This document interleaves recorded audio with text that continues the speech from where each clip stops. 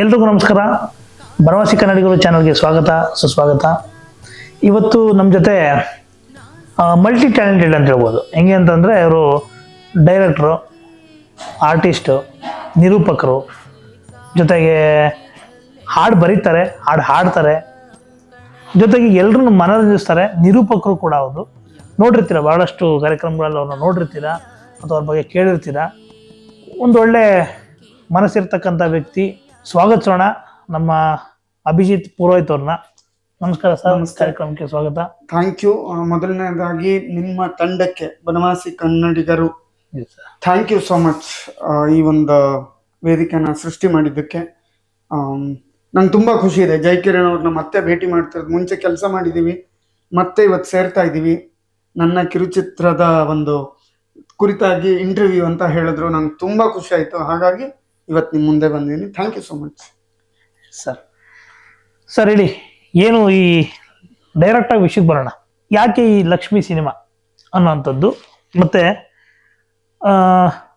ಬೇರೆ ಯಾವುದು ಕಾನ್ಸೆಪ್ಟ್ ಸಿಗ್ದಲೆ ಇದನ್ನೇ ಯಾಕೆ ಆಯ್ಕೆ ಮಾಡ್ಕೊಂಡ್ರೆ? ಇದ್ರಲ್ಲಿ ಏನಿದೆ ಎಲ್ಲಾದ್ರೂ ಒಂದು ಲೈನಲ್ಲಿ ಕರೆಕ್ಟಾಗಿ ಹೇಳ್ಬಿಡಿ ಒಂದ್ಸಲ. ಫಸ್ಟ್ ಒಂದೇನು ಹೇಳೋದು ಕಷ್ಟ, ಯಾಕಂದ್ರೆ ಇದಕ್ಕೆ ಇತಿಹಾಸ ಇರೋದು 10 ವರ್ಷದ್ದು. 10 ವರ್ಷದ ಹಿಂದೆ ನನಗೆ ಸಡನ್ ಒಂದು ಕತೆ ಹುಟ್ಕೊಂಡಿದ್ದು. ಅದು ಕತೆ ಹುಟ್ಕೊಳ್ಳೋದಕ್ಕೆ ಸುಮಾರು ಇನ್ಸಿಡೆಂಟ್ಸ್ ಇದೆ. ನಮ್ಮ ತಾಯಿ ಕುರಿತಾಗಿ. ನಮ್ಮ ತಾಯಿ ಒಬ್ಳೆ ಮಗಳು.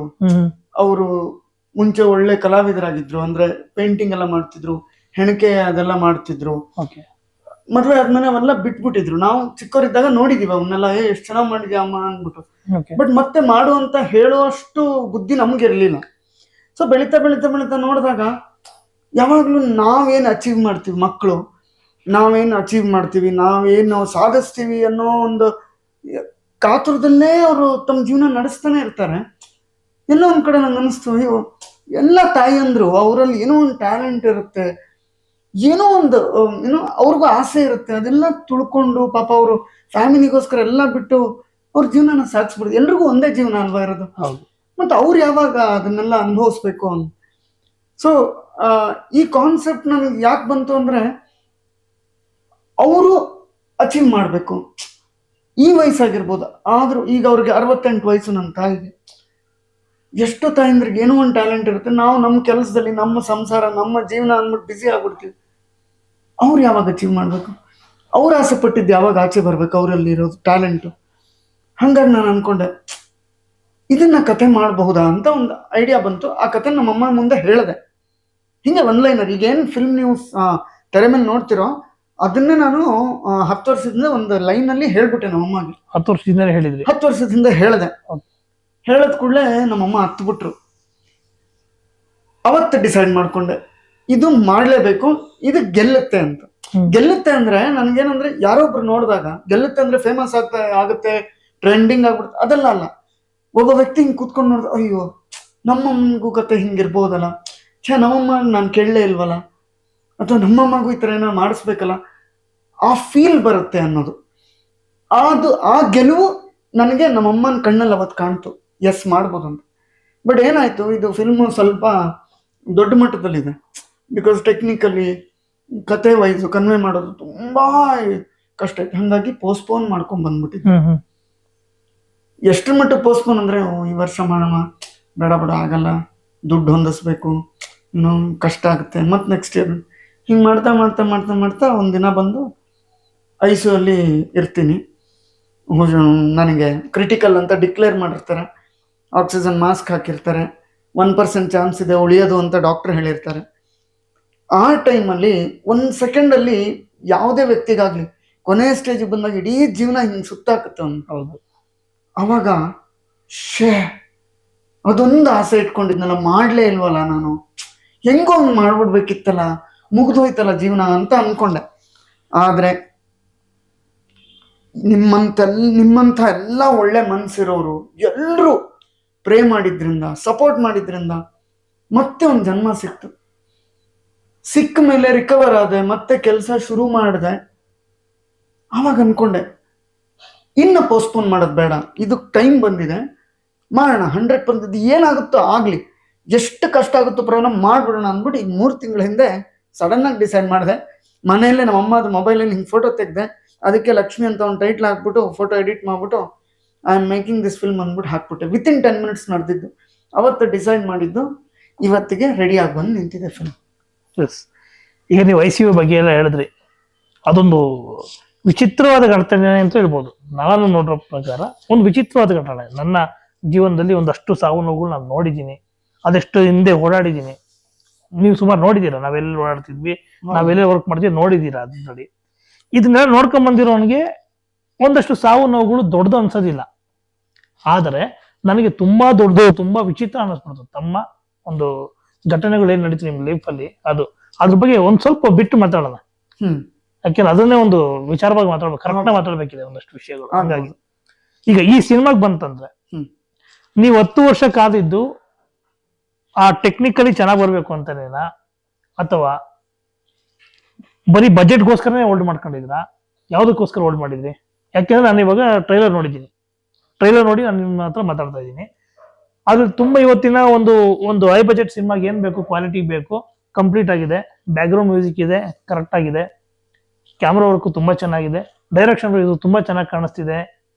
ಟ್ರೈಲರ್ ಏನೋ ಒಂದು ಇದೆ ಸಿನಿಮಾದಲ್ಲಿ. ಟ್ರೈಲರ್ ಕೂಡ ತುಂಬಾ ಹೈ ಕ್ವಾಲಿಟಿಯಾಗಿ ಬಂದಿದೆ, ತುಂಬಾ ಚೆನ್ನಾಗಿ ಬಂದಿದೆ. ಒಂದು ದೊಡ್ಡ ಬಜೆಟ್ ಸಿನಿಮಾದಲ್ಲಿ ಏನ್ ನೋಡ್ತೀವಿ ಅದೇ ಕ್ವಾಲಿಟಿನಲ್ಲಿ ಸಿನಿಮಾ ಟ್ರೈಲರ್ ಬಂದಿದೆ ಆಲ್ರೆಡಿ. ನಾವು ಅದರಲ್ಲಿ ದೊಡ್ಡ ಸ್ಕ್ರೀನ್ ಅಲ್ಲಿ ಏನ್ ನೋಡ್ಬೋದು ಆರಾಮಾಗಿ ಗೊತ್ತಾಗುತ್ತೆ. ಇದು ಯಾವ್ದು ದೊಡ್ಡ ಸಿನಿಮಾಗಳಿಗೆ ಚಿಕ್ಕದಾಗಿ ಏನಿಲ್ಲ, ಇದು ಅದಕ್ಕೆ ಬೇಕಿರೋದು ಪ್ರತಿಯೊಂದು ಇದೆ ಅದರಲ್ಲಿ. ಯಾಕೆ ವೆಯ್ಟ್ ಮಾಡಿದ್ರಿ ಅದನ್ನ ಅಂತ ಮೇನ್ ರೀಸನ್? ಇವತ್ತು ನಿಂತ್ಕೊಂಡು ನಾನು ಹಿಂದೆ ತಿರುಗಿ ನೋಡಿದಾಗ ಏನಕ್ಕೆ ಪೋಸ್ಟ್ಪೋನ್ ಮಾಡಿದೆ ಅಂದಾಗ ಸುಮಾರು ರೀಸನ್ಸ್ ಇದೆ. ಬಡ್ಜೆಟ್ ಆಗ್ಬೋದು, ಟೆಕ್ನಿಕಲಿ ಆಗ್ಬಹುದು, ಹೇಗ್ ಮಾಡ್ಬೋದು, ಕಥೆನಿನ ಏನ್ ಚೆನ್ನಾಗಿ ಮಾಡ್ಬೋದು, ಈ ತರ ಸುಮಾರು ರೀಸನ್ಸ್ ಇತ್ತು. ಆದ್ರೆ ಈ ಕ್ಷಣಕ್ಕೆ ಹೇಳೋದಾದ್ರೆ ಬಹುಶಃ ಈಗ ಎಷ್ಟು ಪರ್ಫೆಕ್ಟ್ ಆಗಿ ಬಂದಿದೆ. ಆಸ್ ಅ ಡೈರೆಕ್ಟರ್, ನಾನು ಆಡಿಯನ್ಸ್ ನೋಡಿ ಅವ್ರ ರಿವ್ಯೂ ಆಮೇಲೆ ಕೊಡ್ತಾರೆ, ಬಟ್ ಆಸ್ ಅ ಡೈರೆಕ್ಟ್ರು ನಾನೀಗ ಫಿಲ್ಮ್ ಕುತ್ಕೊಂಡು ನೋಡಿದಾಗ ನಂಗೊಂದು ನಯ ಪೈಸಾ ಕೂಡ ರೆಗ್ರೆಟ್ ಇಲ್ಲ. ಅಥವಾ ಅಯ್ಯೋ ಇದನ್ನೊಂದು ಹಿಂಗೆ ಮಾಡೋದಿತ್ತಲ್ಲ, ಇಲ್ಲ. ಯಾಕಂದ್ರೆ ನಾನು 10 ವರ್ಷದಿಂದ ಏನು ಕಲ್ಪನೆ ಮಾಡ್ಕೊಂಡಿದ್ದೆ, ಆ ಕಲ್ಪನೆನ ಹೇಗೆ ಬೆಳೆಸ್ಕೊಂಡ್ ಬಂದೆ, ಅದನ್ನ ಹೇಗೆ ಬರದೆ, ಅದೇ ನನಗಿವತ್ತು ಸ್ಕ್ರೀನ್ ಮೇಲಿದೆ. ಸೊ ಬಹುಶಃ ಇಷ್ಟು ಪರ್ಫೆಕ್ಟ್ ಆಗಿ ಬರೋದಕ್ಕಂತಾನೆ ದೇವರು ಪೋಸ್ಟ್ಪೋನ್ ಮಾಡಿಸ್ತಾ ಬಂದ ಅಷ್ಟೇ. ಅದಕ್ಕಂತಾನೆ 2ನೇ ಜೀವನನೂ ಕೊಟ್ಟ, ಇಲ್ಲಾಂದ್ರೆ ಮಾಡಕ್ಕೆ ಆಗ್ತಿಲ್ಲ. ಹೌದೌದು. ಈ ಒಂದು ಸಾವನ್ನ ಗೆದ್ದು ಬಂದು ಚಿರಂಜೀವಿ ಮತ್ತೆ ವಾಪಸ್ ಬಂದು ಸಾವನ್ನ ಗೆದ್ದು ಬಂದು ಯಾವ್ದೋ ಒಂದು ಆಸೆಯನ್ನು ಇಟ್ಕೊಂಡಿದ್ರಿ, ಅದನ್ನ ಕ್ಲಿಯರ್ ಮಾಡಕ್ಕೆ ಅಂತ ವಾಪಸ್ ಬಂದಿದ್ದಾರೆ ಅಂತ ಹೇಳಿದ್ರೆ ಯಾವುದೇ ರೀತಿ ತಪ್ಪಾಗೋದಿಲ್ಲ. ಯಾಕೆಂದ್ರೆ ನಾನು ಡೇ 1 ಇಂದ ನೋಡ್ಕೊಂಡ್ ಬಂದಿದ್ದೀನಿ. ಯಾವ್ದನ್ನು ನಾವು ಅಸಹಾಯಕ ಸ್ಥಿತಿನಲ್ಲಿ ನೋಡ್ಕೊಂಡ್ ಬಂದಿದ್ದು. ನೀವು ಇದ್ದಿದ್ದ ಕಂಡೀಷನ್ ನ ಹೇಳ್ಬೇಕು ಅಂದ್ರೆ ಇವತ್ತು ಈ ಮನೆಯಲ್ಲಿ ಕೂತ್ಕೊಂಡು ಹೇಳ್ತಿದ್ದೆ, ಇದೇ ಮನೆಯಲ್ಲಿ ಒಂದು ದಿನ ಡಿಸೈಡ್ ಮಾಡಿದ್ದೆ ನಾನು, ಅಭಿಜಿತ್ ಇನ್ಮೇಲೆ ಇರೋದಿಲ್ಲ, ಯಾವ ಟೈಮಲ್ಲಿ ಬೇಕಾದ್ರೂ ನನಗೆ ಸುದ್ದಿ ಬರ್ಬೋದು. ಅದನ್ನ ನಾನು ಡಿಸೈಡ್ ಆಗಿದ್ದೆ. ನಿಮ್ ಮುಂದೆ ಕೂತ್ಕೊಂಡೇನು ಸುಳ್ಳು ಹೇಳೋ ಅಂತದಲ್ಲ. ಯಾಕೆಂದ್ರೆ ನಿಮ್ಮ ಕಂಡೀಷನ್ ನೋಡಿ ಆತರ ಇತ್ತು. ಇವತ್ತೇನು ವಾಪಸ್ಸು ನಿಮ್ಮ ಮಸಲ್ಸ್ ಒಂದ್ ಲೆವೆಲ್ಗೆ ಏನಾಗಿರ್ಬೋದು, ಅವತ್ತಿಗೆ ನಿಮಗೆ ಮೂಳೆ ಮಾತ್ರ ಇತ್ತು, ನಾನು ನೋಡಿದ್ದೆ. ಈ ವಿಚಾರಕ್ಕೆ ಬಂದಾಗ, ನಂತರಕ್ಕೆ ಬಂದಾಗ ಟೆಕ್ನಿಕಲಿ ವಿಚಾರಕ್ಕೆ ಬರೋಣ. ಓಕೆ, ನೀವ್ ಎಲ್ಲೆಲ್ಲಿ ಕಲ್ತ್ಕೊಂಬಂದ್ರಿ ಡೈರೆಕ್ಷನ್ ಮಾಡೋದನ್ನ, ಹೆಂಗ್ ಕಲ್ತ್ಕೊಂಬಂದ್ರಿ ಅಂತ? ಸರ್, ನಾನು ಮೂಲತಃ ಕಲಾವಿದ, ಆಕ್ಟಿಂಗ್ ಮಾಡ್ತಿದ್ದೆ ಸೀರಿಯಲ್ ಅಲ್ಲಿ. ಮಾಡುವಾಗ ಅರುಂಧತಿ ಅಂತ ಫೇಮಸ್ ಸೀರಿಯಲ್, ಅದರಲ್ಲಿ ಮುಖ್ಯ ಪಾತ್ರ ಮಾಡಿದೆ. ತುಂಬಾ ಅದರಿಂದಾನೇ ಇವತ್ತಿಲ್ಲಿದ್ದೀನಿ. ಒಳ್ಳೆ ಹೆಸರು ಕೊಡ್ತು ನಂಗೆ, ಜನರ ಪ್ರೀತಿ ಕೊಟ್ಟಿದೆ. ಅದ್ ಮಾಡುವಾಗ್ಲೇ ನನಗೆ ಹಿಂಗ್ ಮಾಡ್ಬೋದಾ, ಇದನ್ನ ಹಿಂಗೂ ತೆಗಿಬಹುದಾ ಅಂತ ನಂದೇ ಒಂದು ಅನಾಲಿಸಿಸ್ ಶುರು ಆಗಿತ್ತು. ಅವಾಗ ಏನ್ ಮಾಡ್ತಿದ್ದೆ, ನಾನು ಶಾರ್ಟ್ ಹಾಕೊಂಡು ನಾನು ಡೈರೆಕ್ಟರ್ ಜೊತೆ ಕೊಡ್ತಿದ್ದೆ. ಆರೂರ್ ಜಗದೀಶ್ ಅಂತ, ಅವರೇ ನನಗೆ ಲೈಫ್ ಕೊಟ್ಟವ್ರು ಆಕ್ಚುಲಿ ಆಕ್ಟಿಂಗ್ ಅಲ್ಲಿ. ಅವ್ರ ಜೊತೆ ಕುತ್ಕೊಂಡು ಮಾನಿಟರ್ ನೋಡ್ಕೊಂಡು ಕುತ್ಕೋತಿದ್ದೆ. ಇದನ್ನ ಹಿಂಗೂ ತೆಗಿಬಹುದಲ್ಲ ಅಂತ. ಅವ್ರಿಗೆ ಸಜೆಸ್ಟ್ ಮಾಡ್ತಿರ್ಲಿಲ್ಲ, ಬಿಕಾಸ್ ಅವ್ರು ತುಂಬಾ ದೊಡ್ಡ ಡೈರೆಕ್ಟ್ರು. ಬಟ್ ಹಿಂಗೂ ತೆಗಿಬಹುದಲ್ವಾ ಅಂತ ಒಂದು ನನ್ನ ಅನಾಲಿಸಿಸ್, ವೈ ನಾಟ್ ಅಂದ್. ಅವಾಗ ಆ ಟೈಮಲ್ಲಿ ನಾನು ನನ್ನ ಫಸ್ಟ್ ಕಿರುಚಿತ್ರ ಮಾಡಿದ್ದು. ನನಗೆ ಹೇಗೆ ಅನಿಸುತ್ತೋ ಹಾಗೆ ತೆಗ್ದಿದ್ದೆ, ಅಂಡ್ ಅದು ತುಂಬಾ ಮೆಚ್ಚುಗೆನೂ ಪಡ್ಕೊಂಡಿತ್ತು. ಸೊ ಹಂಗಾಗಿ ಆ ಥರ ಕಲ್ತಿದ್ದು ಡೈರೆಕ್ಷನ್. ಬಿಟ್ರೆ ನಾನೇನು ಕೋರ್ಸು ಗೀರ್ಸು ಅಂತ ಮಾಡಿಲ್ಲ. ನನಗನ್ಸತ್ ಪ್ರತಿ ವ್ಯಕ್ತಿನೂ ಅವನದೇ ಆದ ಒಂದು ಕತೆ ಹೇಳೋ ಶೈಲಿ ಇರುತ್ತೆ. ಸೊ ಹಾಗೆ ನಾನು ಕಲ್ತಿರೋದು. ಟೆಕ್ನಿಕಲಿ ತುಂಬಾ ನಮ್ಮ ಫ್ರೆಂಡ್ಸ್ ಸರ್ಕಲ್ಲೇ ಇದೆ, ಎಲ್ಲರೂ ಟ್ಯಾಲೆಂಟೆಡ್. ಒಬ್ರು ಕ್ಯಾಮ್ರಾ ಡಿಪಾರ್ಟ್ಮೆಂಟ್ ಇದ್ದಾರೆ, ಒಬ್ರು ಪೋಸ್ಟರ್ ಮೇಕಿಂಗೇ ಮಾಡ್ತಾರೆ, ಏನೋ ಎಲ್ಲ ಥರದ್ದು DI ಇದೆ. ಈಗ ಹೊಸ ಟೆಕ್ನಾಲಜಿ ಏನೇನೋ ಇರುತ್ತೆ. ಸೊ ಎಲ್ಲ ಒಂದ್ ಕಡೆ ಸಿಕ್ಕಿದಾಗೆಲ್ಲ ಮಾತಾಡ್ತಾ ಸಣ್ಣ ಸಣ್ಣ ವಿಷಯಗಳನ್ನ ಕಲ್ತ್ಕೊಂಡು ಹಂಗೆ ಕಲ್ತ್ಕೊಂಡು ಬಂದಿರೋದು ಅಷ್ಟೇ, ಬಿಟ್ರೆ ಕೋರ್ಸ್ ಗೀರ್ಸ್ ಅಂತ ಮಾಡಿಲ್ಲ. ಈಗ ಹೆಂಗಾಗ್ಬಿಟ್ಟಿದೆ ಅಂದ್ರೆ ಮನ್ಸಲ್ಲಿ ಏನಿರುತ್ತೆ ಇದನ್ನ ನಾನು ಹಿಂಗೆ ತೋರಿಸ್ಬೋದು, ಅದು ಫಿಲ್ಮ್ ಮೇಕಿಂಗ್ ಅಲ್ಲಿ ಹೀಗೆ ಇರಬೇಕು ಅನ್ನೋದು ಇದೆಯೋ ಇಲ್ವೋ ನನಗೆ ಗೊತ್ತಿಲ್ಲ. ಬಟ್ ನನಗೆ ಈ ತರ ತೋರಿಸಿದ್ರೆ ಆಡಿಯನ್ಸ್ ಕನೆಕ್ಟ್ ಆಗುತ್ತೆ ಅಂತ ಅನ್ಸುತ್ತೆ, ಹಾಗಾಗಿ ಮಾಡ್ತೀನಿ. Super sir. ಡೈರೆಕ್ಷನ್ ಅಂದ್ರೆ ನೀವು ಹೇಳೋ ಪ್ರಕಾರ ನೋಡಿ ಕಲ್ತಿದ್ದೀರಾ? ಹೌದು, ನೋಡಿ ಕಲ್ತಿದ್ದೀರಾ, ಒಂದಷ್ಟು ಅನುಭವಗಳನ್ನ ನೋಡಿ ನೋಡಿ ಕಲ್ತ್ಕೊಂಡಿದ್ದೀರಾ. ಖಂಡಿತ. ಯಾವ್ದಾದ್ರು ಇದ್ರ ಹಿಂದೆ ಈ ಲಕ್ಷ್ಮಿ ಸಿನಿಮಾಗ್ ಮುಂಚೆ ಯಾವ್ದಾದ್ರು ಬೇರೆ ಸಿನಿಮಾಗಳನ್ನ ಮಾಡಿದ್ರಾ, ಡೈರೆಕ್ಟ್ ಮಾಡಿದ್ರಾ? ಡೈರೆಕ್ಟ್ ಮಾಡಿಲ್ಲ, ಬಟ್ ಸಿನಿಮಾಗೆ ಅಸೋಸಿಯೇಟ್ ಆಗಿ ಮಾಡಿದ್ದೆ. ಅಸೋಸಿಯೇಟ್? ಪ್ರಕೃತಿ ಅಂತ ಒಂದು art film, okay, national award ಬಂದಿತ್ತು ಅದಕ್ಕೆ ಅಸೋಸಿಯೇಟ್ ಆಗಿ ಮಾಡಿದ್ದೆ. ಆಮೇಲೆ ಒಂದು ಸೀರಿಯಲ್ ಅಲ್ಲಿ ಅಸೋಸಿಯೇಟ್ ಆಗಿ ಮಾಡಿದೆ, ಬಟ್ ತುಂಬಾ ಟೈಮ್ ಮಾಡಿಲ್ಲ ನಾನು. ಅಷ್ಟೇ ಸರ್. ಅಂದ್ರೆ ನನ್ನ ಕಥೆಗಳನ್ನ ನಾನು ಹೆಂಗ್ ಹೇಳ್ಬೋದು ಅನ್ನೋದು ಜಾಸ್ತಿ ಗೊತ್ತು ನನಗೆ, ಅದ್ರ ಬಗ್ಗೆ ಸ್ವಲ್ಪ ನೋಡಿದ್ವಿ.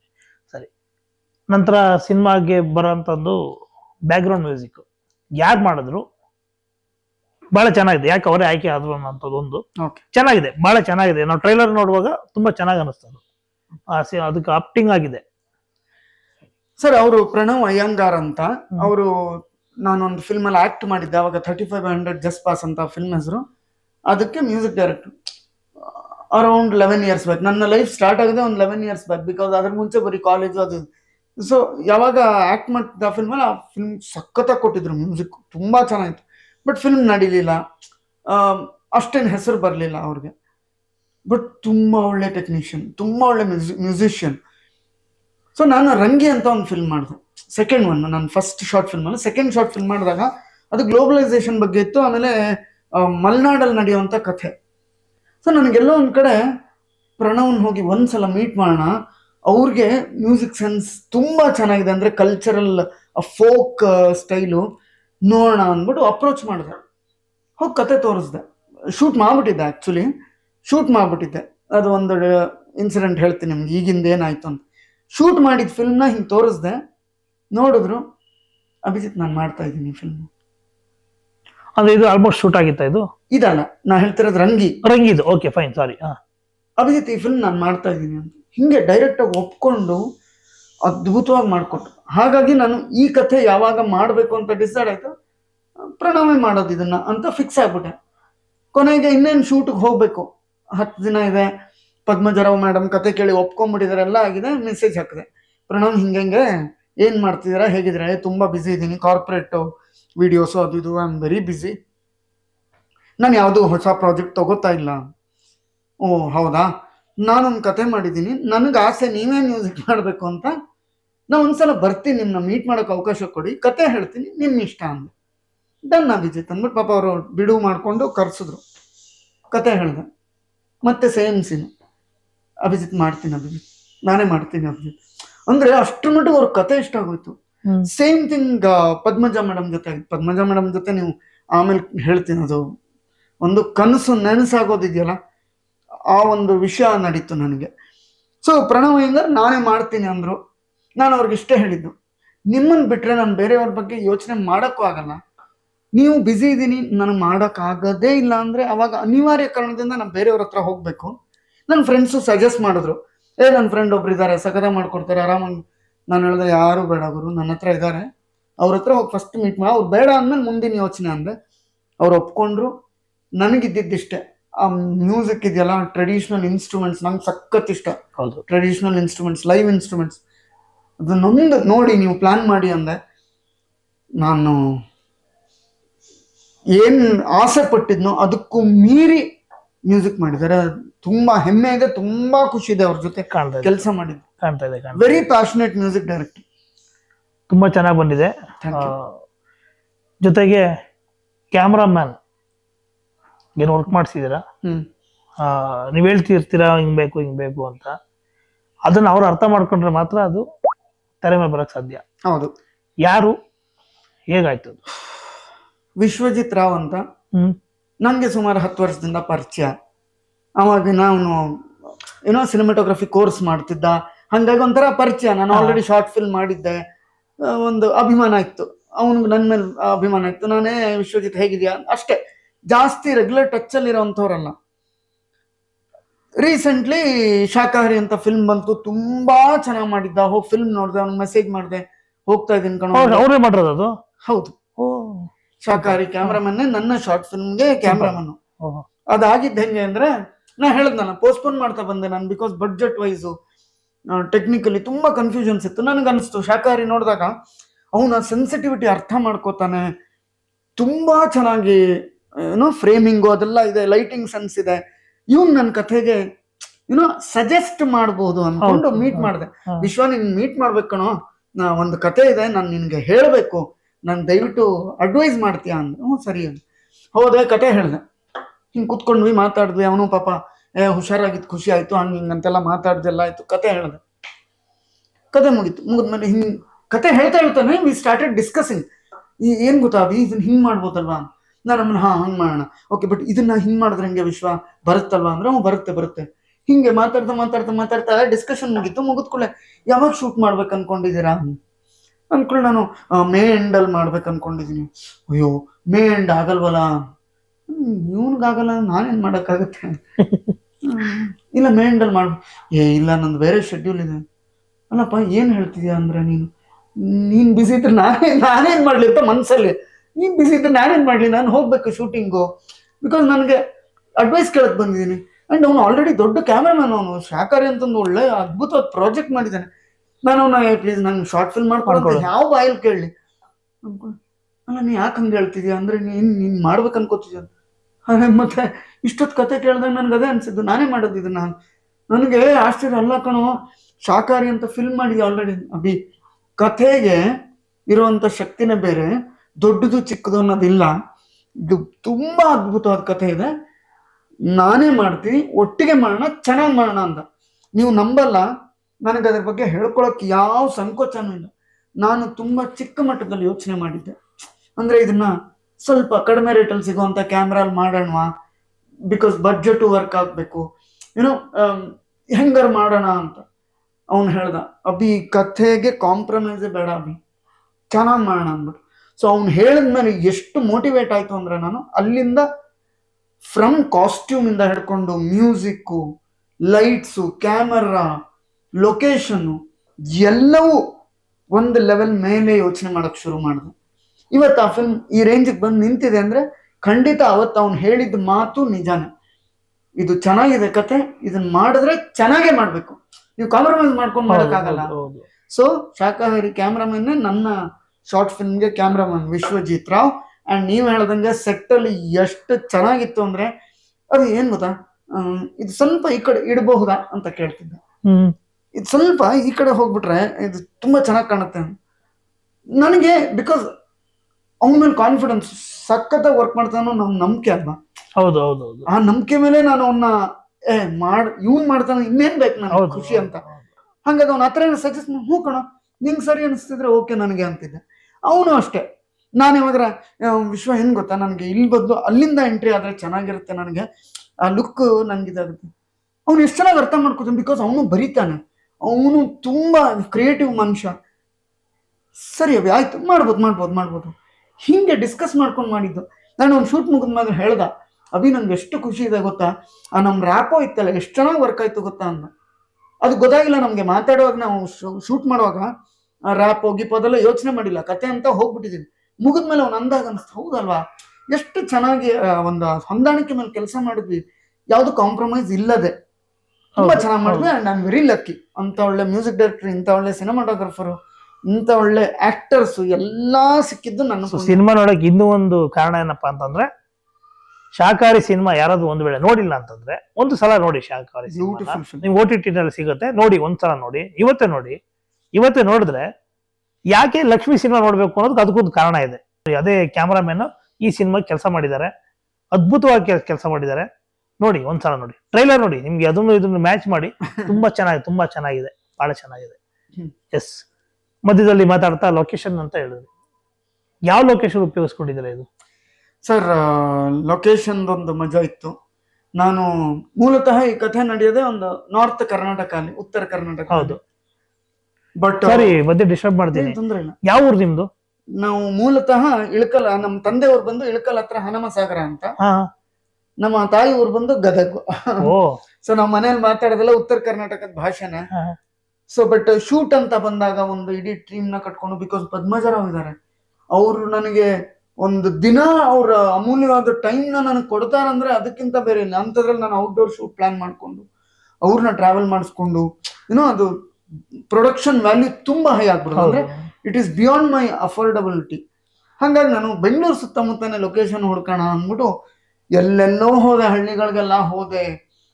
ನನಗೆ ಬೇಕಾಗಿದ್ದಿದ್ದು 2 ಮುಖ್ಯವಾದ ಲೊಕೇಶನ್ ಬ್ರದರ್. ಒಂದು ಮನೆ, ಹಳ್ಳಿ ಮನೆ, ಕಂಬದ ಮನೆ ಬೇಕಾಗಿತ್ತು. ಇನ್ನೊಂದು ದೇವಸ್ಥಾನ ಬೇಕಾಗಿತ್ತು. ಸೊ ಹುಡ್ಕೊಂಡು ಹೋದೆ, ಬೇರೆ ಬೇರೆ ಬೇರೆ ಬೇರೆ ಹಳ್ಳಿಗಳಿಗೆ ಹೋದ್ರೆ ಚೆನ್ನಾಗಿರ್ತಿದ್ವು. ಕೆಲವೆಲ್ಲ ಇಷ್ಟ ಆಗ್ತಿರ್ಲಿಲ್ಲ, ಕೆಲವರು ಇಲ್ಲ ನಾವು ಶೂಟಿಂಗ್ ಕೊಡಲ್ಲ ಅಂತಿದ್ರು, ಹಿಂಗೆಲ್ಲ ನಡೆದಿತ್ತು. ನನ್ನ ಫ್ರೆಂಡು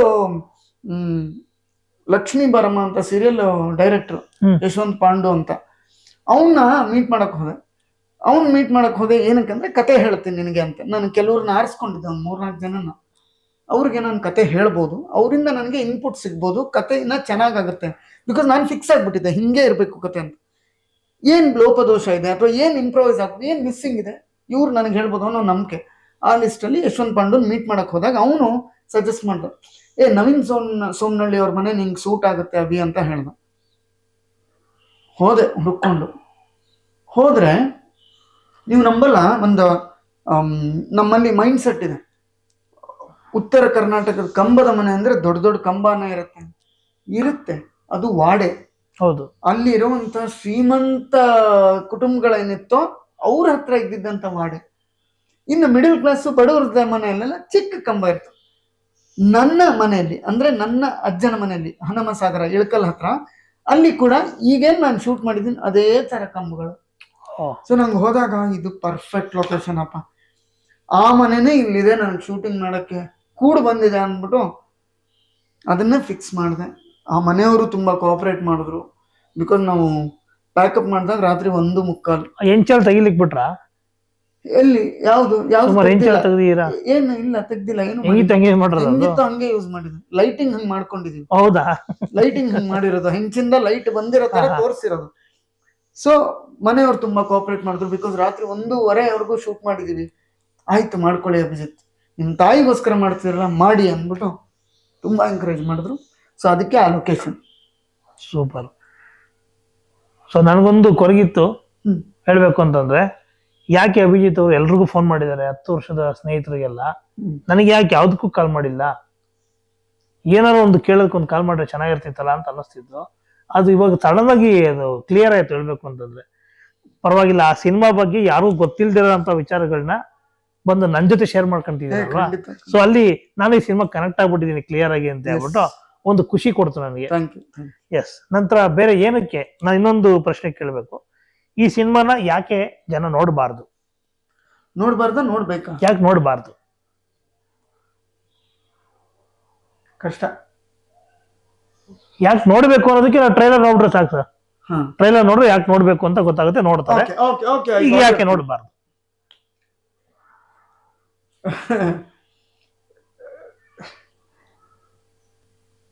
ನಿಮ್ಗೆ ಮಾಡರ್ನ್ ಕಥೆ, ಗ್ಲಾಮರ್,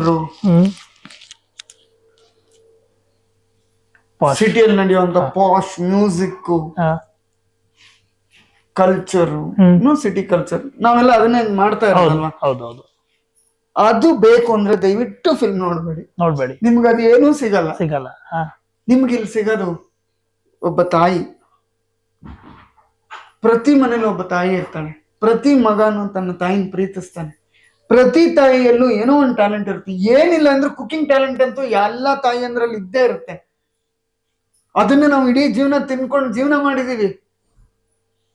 ಆ ಟ್ಯಾಲೆಂಟ್ ಇರುತ್ತೆ. ಸೊ ಆ ಒಂದು ಟ್ಯಾಲೆಂಟ್, ನನ್ನ ತಾಯಿಯಲ್ಲೂ ಇರ್ಬೋದಲ್ಲ ಏನೋ ಒಂದು ಟ್ಯಾಲೆಂಟ್ ಅಂತ ಯೋಚನೆ ಬರ್ಬೋದು ನಿಮ್ ಫಿಲ್ಮ್ ನೋಡಿದ್ರೆ. ಈಗ ಮಧ್ಯದಲ್ಲಿ ಹೇಳ್ಬಿಡ್ತೀನಿ, ಇದು ರೆಕಾರ್ಡಿಂಗ್ ಅಲ್ಲಿ ಹೇಳ್ತೀನಿ, ಅಮ್ಮ ಒಂದ್ ಲೋಟ ಟೀ.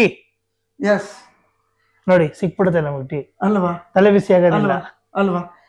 ಸೊ ಈ ಫಿಲ್ಮ್ ಅಲ್ಲಿ ಗ್ಲಾಮರ್ ಅನ್ನೋದಿಲ್ಲ. ಈ ಫಿಲ್ಮ್ ಅಲ್ಲಿ ಭಾವನೆ ಇದೆ. ಈ ಫಿಲ್ಮ್ ಅಲ್ಲಿ ಪ್ರೀತಿ ಇದೆ. ಈ ಫಿಲ್ಮ್ ಅಲ್ಲಿ ಫ್ಯಾಮಿಲಿ ವ್ಯಾಲ್ಯೂಸ್ ಇದೆ. ಈ ಫಿಲ್ಮ್ ಅಲ್ಲಿ ನೀವು ಕಳ್ಕೊಂಡಂತ ಸುಮಾರು ಸಂಬಂಧಗಳನ್ನ ಮತ್ತೆ ನೋಡ್ಬೋದು, ನೆನೆಸ್ಕೋಬಹುದು. ಅಯ್ಯೋ ನಮ್ಮ ಅಜ್ಜಿ ಹಿಂಗಿದ್ರಲ್ಲ, ಅಯ್ಯೋ ನಮ್ಮ ಅಜ್ಜ ಹಿಂಗಿದ್ರಲ್ಲ, ಎಷ್ಟು ಪ್ರೀತಿ ಮಾಡ್ತಿದ್ರು, ಈಗಿಲ್ವಲ್ಲ. ಅಯ್ಯೋ ನಮ್ಮ ಊರಿನ ಮನೆ, ಎಲ್ಲೋ ಒಂದ್ ಕಡೆ ನಾನು ಕೆಲಸ ಮಾಡ್ಕೊಂಡು ದುಡ್ಡು ದುಡಿತಿದ್ದೀನಿ, ದೊಡ್ಡ ವಿಲ್ಲಾ ತಗೊಂಡಿದ್ದೀನಿ, ಫಾರಿನ್ಗೆಲ್ಲ ಟ್ರಿಪ್ ಹೋಗ್ತೀನಿ, ನನ್ನ ಮನೆ ಇದೆಯಲ್ಲ ಊರಲ್ಲಿ, ಚಿಕ್ಕವನಿದ್ದಾಗ ಅಲ್ಲೇ ತಾನೇ ಆಡಕ್ ಹೋಗ್ತಿದ್ದೆ, ಈಗ ಹೋಗಿ 5 ಸ್ಟಾರ್ ಹೋಟ್ಲಲ್ಲೆಲ್ಲ ಸ್ಟೇ ಮಾಡ್ತೀನಿ. ಅವಾಗ ಅದೇ ಹಂಚಿನ ಮನೇಲಿ ಕೆಳಗಡೆ ಮಲಗ್ತಿದ್ನಲ್ಲ ಅಜ್ಜಿ ತಾತನ ಜೊತೆ, ಅದೆಲ್ಲ ಮತ್ತೆ ಸಿಗ್ಬಾರ್ದ ಅಂತ ಈ ಫಿಲ್ಮ್ ನೋಡಿದ್ರೆ ಅನ್ಸುತ್ತೆ ಅನ್ನೋ ಒಂದು ನನ್ನ ಆಸೆ, ನಂಬಿಕೆ. ಅದನ್ನ ಇಷ್ಟ ಇಲ್ಲ ಅನ್ನೋಂತ ಬರಬೇಡಿ ಅಂತೀರ. ಹೌದು, ಅದನ್ನ ಇಷ್ಟ ಇಲ್ಲ, ಅದನ್ನ ಇಷ್ಟ ಇಲ್ಲ ನೋಡ್ಬೇಡಿ. ಬಟ್ ಒಂದ್ಸಲ ನನಗನ್ಸು ಅಂದ್ರೆ ನಾನು ಹೇಳೋದು, ಪ್ರತಿ ವ್ಯಕ್ತಿಯಲ್ಲೂ ಅದು ಇದೆ, ಮಗು ಇದ್ದೇ ಇರುತ್ತೆ. ಎಂತ ಮಾಡರ್ನೇ ಆಗ್ಲಿ, ಅವನೇನೋ ಡಿಸ್ಕೋಗೆ ಹೋಗ್ಲಿ, ದಿನ ಏನಾರ ಮಾಡ್ಲಿ, ಬಟ್ ಒಂದು ಮನೆ, ಒಂದು ತಾಯಿ, ಒಂದು ಅಜ್ಜನ ಮನೆ ಅಥವಾ ನಮ್ಮ ಚೈಲ್ಡ್ಹುಡ್ ಅಂತ ಬಂದಾಗ ನಾವೆಲ್ಲ ಭಾರತೀಯರು ಸೇಮ್ ಇಮೋಷನ್ ವೈಸ್ ಬಂದೇ ಬರುತ್ತೆ ಅದು. ಸೊ ಹಂಗಾಗಿ ನನ್ಗನ್ಸೋದು ಯಾರು ನೋಡ್ತಾರೋ ಅವ್ರಿಗೆ ಇಷ್ಟ ಆಗೇ ಆಗುತ್ತೆ. ಬಟ್ ಡೋಂಟ್ ಎಕ್ಸ್ಪೆಕ್ಟ್ ಗ್ಲಾಮರ್ ಅಷ್ಟೇ. ಆದ್ರೆ ನನ್ಗನ್ಸೋದು ಪ್ರತಿಯೊಬ್ಬ ಭಾರತೀಯರಲ್ಲೂ ಅವನೇನೇ ಮಾಡರ್ನ್ ಇರ್ಲಿ, ಎಂತ IT ಕೆಲಸ ಮಾಡ್ತಿರ್ಲಿ, ದಿನಾ ಡಿಸ್ಕೋಟೆಕ್ ಹೋಗ್ತಿರ್ಲಿ, ಏನ್ ಮಾಡಿದ್ರು ಒಂದು ತಾಯಿ, ಒಂದು ಫ್ಯಾಮಿಲಿ, ಒಂದು ನಮ್ಮ ಹಳ್ಳಿ ಅಥವಾ ಊರು ಅನ್ನೋ ಇಮೋಷನ್ ಬಂದ್ರೆ ನಾವೆಲ್ಲರೂ ಒಂದೇನೆ. ಹಂಗಾಗಿ ಯಾರು ನೋಡ್ತಾರೋ ಅವ್ರಿಗೆ ಕನೆಕ್ಟ್ ಆಗುತ್ತೆ ಅನ್ನೋ ನನ್ನ ನಿರ್ದೇಶಕನಾಗಿ ನನಗೊಂದು ಸಣ್ಣ ನಂಬಿಕೆ. ನಮ್ಮ ತಾಯಿ ಹಿಂಗಿದ್ರು, ಅಥವಾ ನಮ್ಮ ತಾಯಿ ಹಿಂಗೆ ಅಡುಗೆ ಮಾಡ್ತಿದ್ರು ಅಥವಾ ಮಾತಾಡ್ತಿದ್ರು, ನಮ್ಮ ಅಜ್ಜಿ ಮನೆ ಹಿಂಗಿತ್ತು, ನಾವು ಹಿಂಗೆ ಆಟ ಆಡಕ್ ಹೋಗ್ತಿದ್ವಿ, ನಮ್ಮಮ್ಮನೂ ಈ ಥರ ಆಸೆ ಪಟ್ಟಿರ್ಬೋದಲ್ಲ, ಅವ್ರಿಗೂ ಕನ್ಸುಗಳಿತ್ತೇನೋ ಅಲ್ವಾ, ಈಗಲೂ ಅದನ್ನ ನೆರವೇರಿಸ್ಬೋದಲ್ಲ, ವಿ ಕ್ಯಾನ್ ಡೂ ಇಟ್, ಅದಕ್ಕೆ ಅಂತ ಅನಿಸ್ಬಹುದು ಅನ್ನೋ ನನಗೆ ನಂಬಿಕೆ ಇದೆ. ಅನ್ಸುತ್ತೆ ಸರ್. ಯಾಕೆ ಅನ್ಸುತ್ತೆ ಅಂತ ಹೇಳ್ತೀನಿ ಅಂದ್ರೆ, ನಿಮ್ಗೆ ಹಿಂದೆ ಬಿದ್ದು 2 ದಿನ ಬಿಟ್ರೆ ಸಿನಿಮಾ ಸ್ಕ್ರೀನಿಂಗ್ ಆಗ್ಬೇಕು, ನಿಮ್ ಬಿಸಿ ಶೆಡ್ಯೂಲ್ ಇದ್ರು ನೀವು ಇದೇ ಮಾಡ್ತಿಲ್ಲ ಅಂತಂದ್ರು ನಿಮ್ ಹಿಂದೆ ಬಿದ್ದು ಯಾಕೆ ಕರ್ಸ್ಕೊಂಡೆ ಅಂತಂದ್ರೆ, ನಾನ್ ಬರಕಿತ್ತು, ಬೇರೆ ಕೆಲಸಗಳಿತ್ತು, ಆಗ್ಲಿಲ್ಲ ಸರ್, ನೀವೇ ಬನ್ನಿ, ದಯವಿಟ್ಟು ಬನ್ನಿ ಅಂತೇಳಿ ಯಾಕೆ ಹಿಂಸೆ ಇಟ್ಟು ಕರ್ಸ್ಕೊಂಡೆ ಅಂತಂದ್ರೆ ಆ ಒಂದು ಕನೆಕ್ಟ್ ಆಗಿದ್ರಿಂದಾನೆ. ಇಂಥ ಸಿನಿಮಾಗಳು ಚೆನ್ನಾಗಿ ನೋಡ್ಬೇಕು. ಅಟ್ಲೀಸ್ಟ್ ಇದು ನೋಡಿ ಆದ್ರೂ ಒಂದ್ಸಲ ಊರಿಗೆ ಹೋಗ್ಬರೋಣಪ್ಪ ಅಂತೇಳಿ ಒಬ್ಬ ಸಾಕು. 10 ಜನ ಹೋಗಿ ಬಂದ್ಬಿಟ್ರೆ ಸಿನಿಮಾ ಬೇರೆ ಲೆವೆಲ್ ಗೆದ್ದಿದೆ ಅಂತ ಅರ್ಥ. ಓಕೆ, ಇವಾಗ ಸಿನಿಮಾನ ಯಾವಾಗ ಸ್ಕ್ರೀನಿಂಗ್ ಮಾಡಬೇಕು ಅಂದ್ಕೊಂಡಿದ್ದೀರಾ? ಸಿನಿಮಾ ಈಗ ಫಸ್ಟ್ಗೆ August 3, ಇವತ್ತು ಆಕ್ಚುಲಿ ನಮ್ಮಮ್ಮ ಹುಟ್ಟುದಬ್ಬ, 69ನೇ ಹುಟ್ಟುದಬ್ಬ ಇವತ್ತು. Happy birthday aunty. ಬಟ್ ಏನಂದ್ರೆ ವೀಕ್ ಡೇ ಅಲ್ವಾ, ಎಲ್ಲ ಆಫೀಸು ಬಿಸಿ ಇರ್ತಾರೆ ಅಂದ್ಬಿಟ್ಟು ಅದಕ್ಕೆ ಅಮ್ಮ ಬರ್ಡೇನ 3ನೇ ತಾರೀಕು ಅಂತ ಅನ್ಕೊಂಡಿದ್ವಿ. ಅಂದ್ರೆ ಬರ್ಡೇ ಸೆಲೆಬ್ರೇಷನ್ ಅನ್ನೋದಕ್ಕಿಂತ ಈ ಶಾರ್ಟ್ ಫಿಲ್ಮ್ ಅವ್ರಿಗೆ ಉಡುಗೊರೆ ಆಗಿ, ಅಂದ್ರೆ ನಿನ್ನಲ್ಲಿ ಒಂದು ಟ್ಯಾಲೆಂಟ್ ಇದೆ, ನೀನು ಮಾಡಬಹುದು, ಸಾಧನೆ ಮಾಡಬಹುದು. ಈಗ ಎಲ್ಲರೂ ತಂದೆ ತಾಯಿ ಆಸೆ ಪಡ್ತಾರಲ್ವಾ, ನನ್ನ ಮಕ್ಕಳು ಏನೋ ಒಂದು ಸಾಧನೆ ಮಾಡ್ಬೇಕಂದ್ರೆ ಎಷ್ಟು ಖುಷಿ ಪಡ್ತಾರೆ, ಎಲ್ಲರ ಮನೇಲಿ ಇರುತ್ತೆ. ನನಗೊಂದು ಪುಟ್ಟ ಆಸೆ ಏನು ಗೊತ್ತಾ, ನಮ್ಮಮ್ಮನೂ ಸಾಧನೆ ಮಾಡ್ಬೇಕು ಅಂತ. ಆ ಒಂದು ಸಾಧನೆನೇ ಇದು ನನಗೆ. ಈ ಶಾರ್ಟ್ ಫಿಲ್ಮ್ ಅಲ್ಲಿ ಅವ್ರು ಮಾಡಿದಾರಲ್ಲ, ಅದು ತುಂಬಾ ದೊಡ್ಡ ಅಚೀವ್ಮೆಂಟ್ ಅವ್ರ ಲೈಫಲ್ಲಿ. ಬಿಕಾಸ್ ಅವ್ರು ತುಂಬಾ ಟ್ಯಾಲೆಂಟೆಡ್, ಬಟ್ ಸಂಸಾರದ ಒಂದು ಸುಳಿವಿನಲ್ಲಿ ಸಿಗಾಕೊಂಡು ಎಲ್ಲವೂ ಬಿಟ್ಟವ್ರು. ಅದೆಲ್ಲವೂ ಈ ಕಥೆಯಲ್ಲೂ ಇದೆ. ಅದೆಲ್ಲವೂ ಮೀರಿ ಅವ್ರೊಂದು ಕ್ಯಾಮ್ರಾ ಮುಂದೆ ಬಂದು ಕೂತ್ಕೊಂಡು ಡೈಲಾಗ್ ಹೇಳ್ಕೊಂಡು ಇಮೋಷನ್ನ ಕನ್ವೆ ಮಾಡಿದ್ದಾರೆ ಅಂದ್ರೆ ಅದು ಅವ್ರ ಸಾಧನೆ. ನಂಗೆ ತುಂಬಾ ಹೆಮ್ಮೆ ಆಗುತ್ತೆ. ಅವ್ರದ್ದು ಈ ಕೆಲಸನ ಯಾರು ಇಷ್ಟಪಟ್ಟು ಹೊಗಳಿದಾಗ ನಂಗೆ ಎಷ್ಟು ಪ್ರೌಡ್ ಆಗುತ್ತೆ ಗೊತ್ತಾ, ನಮ್ಮಮ್ಮನ ಸಾಧನೆ ಮಾಡ್ತಾ ಇದ್ದಾರೆ ಅನ್ನೋ ಆ ಒಂದು ಖುಷಿ ಇದೆ ನನಗೆ. ಸೊ 3rd August ಅವ್ರಿಗೆ ಎಲ್ಲರ ಸಮ್ಮುಖದಲ್ಲಿ ಕೂಡಿಸ್ಬಿಟ್ಟು ಅವ್ರದೇ ಫಿಲ್ಮ್ನ ತೋರಿಸ್ಬೇಕು ಅಂತ ಆಸೆ. ಜನ ಇಷ್ಟಪಡ್ತಾರನ್ನೋ ಒಂದು ನಂಬಿಕೆ ಇದೆ. ಬಟ್ ಇಷ್ಟಪಡ್ತಾರೋ ಇಲ್ವೋ, ಹೆಸರು ಬರುತ್ತೋ ಇಲ್ವೋ, ದುಡ್ಡು ಬರುತ್ತೋ ಇಲ್ವೋ, ಇದೆಲ್ಲವೂ ಸೆಕೆಂಡ್ರಿ. ಆ ಸ್ಕ್ರೀನಿಂಗ್ ಮಾಡಿದಾಗ ಎಲ್ಲ ನಮ್ಮಮ್ಮನ ಆತ್ಮೀಯರು, ರಿಲೇಟಿವ್ಸು, ಫ್ರೆಂಡ್ಸು, ನನ್ನ ಫ್ರೆಂಡ್ಸು ಎಲ್ಲರೂ ಕೂತ್ಕೊಂಡು ಜೊತೆಯಲ್ಲಿ ಆ ಫಿಲ್ಮ್ ನೋಡಬೇಕು ಅನ್ನೋದು ಒಂದು ಆಸೆ ಅಷ್ಟೇ. ಅದ್ರ ಮೇಲೆ ಅದರಿಂದ ಏನು ಬರುತ್ತೆ, ಹೆಸರು, ದುಡ್ಡು, ಅದು ಯಾವುದು ಕೌಂಟ್ ಆಗಲ್ಲ ಬ್ರದರ್. ನನಗೆ ಆ ಸ್ಕ್ರೀನಿಂಗ್ ಒಂದು ಕನಸು. ಸೂಪರ್. ಈಗ ಇಷ್ಟೆಲ್ಲ ಹೇಳಿದ್ರಿ, ಸಿನಿಮಾ ಬಗ್ಗೆ ಹೇಳಿದ್ರಿ, ಇದು ಯಾವ ರೀತಿ ಕನೆಕ್ಟ್ ಆಗುತ್ತೆ ಅನ್ನೋ ಥರಕ್ಕೆ ಹೋದರೆ ನಾನು, ಏಕೆಂದ್ರೆ ಈಗ ಒಂದು ಅವಕಾಶ ಸಿಕ್ಕಿರೋದು ಹೇಳ್ತಾ ಇದ್ದೀನಿ.